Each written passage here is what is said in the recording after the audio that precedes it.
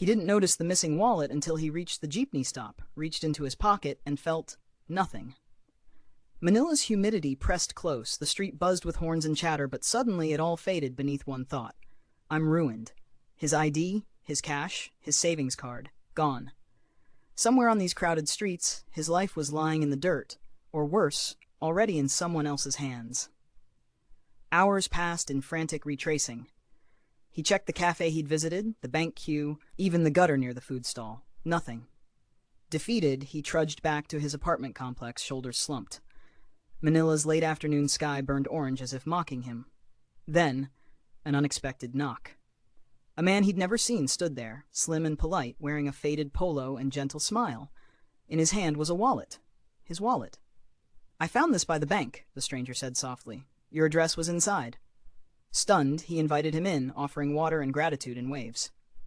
The stranger refused any reward, only shrugged, said, I thought someone would be relieved, and walked away into the city dusk as quietly as he had arrived. Weeks rolled by. Life resumed. But sometimes the memory surfaced. How bizarre that in a city overflowing with strangers, someone had taken the time to return something so easily stolen.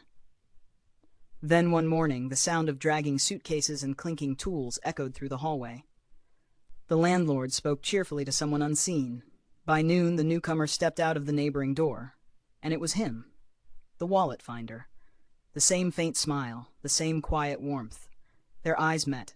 Recognition flared for both of them. You live here? The young man asked in disbelief. Just moved in, the stranger said. Long story. Over time, the hallway hellos became shared meals, swapped stories, deeper trust. The polite stranger became a steadfast friend. A man who'd grown up in the province, moved for work, and believed small kindnesses changed more than people realized. One evening, the young man finally asked, Why didn't you take anything from my wallet? The stranger laughed lightly. Because it wasn't mine. And maybe someday someone might return something I lose too. Years later, looking back, the young man would realize something profound. Sometimes the people who change our lives arrive without announcement, knocking on the door with lost pieces of ourselves in their hands. And sometimes they don't just return what we lost. They move in next door, reminding us that good things often begin with unexpected knocks. If you enjoyed this story, don't forget to like, share, and subscribe to help the channel grow.